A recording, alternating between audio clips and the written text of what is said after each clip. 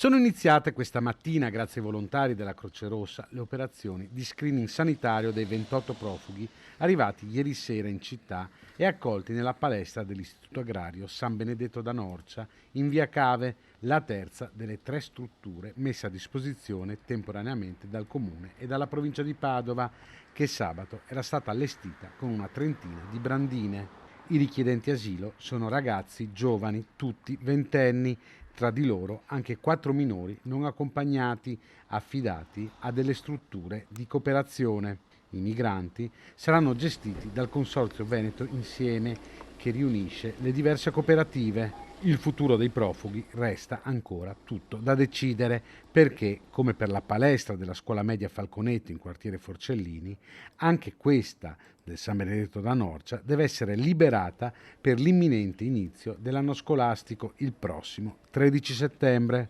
Per questo il Comune chiede al Governo di fare chiarezza su arrivi e modalità di gestione. Il Comune di Padova e con la palestra di San Benedetto da Norcia anche la provincia di Padova si confermano delle istituzioni leali e che rispettano gli impegni chiesti al governo di accogliere queste persone. Padova è sempre stata dalla parte degli ultimi, dell'accoglienza, della solidarietà, non ci stancheremo di dirlo. Tuttavia la situazione sta diventando una vera e propria emergenza e in questo senso, così come gli enti locali stanno facendo la loro parte, chiediamo anche al governo di farla, perché naturalmente da settembre le scuole torneranno a essere il luogo degli studenti e delle studentesse, come deve essere giusto, di tutta la comunità scolastica, e c'è bisogno che il governo faccia al più presto un piano di collocamento delle persone in arrivo nel nostro paese. Alcuni migranti, soprattutto quelli ospitati alla Falconeto, i primi ad essere arrivati in città, hanno lasciato spontaneamente la struttura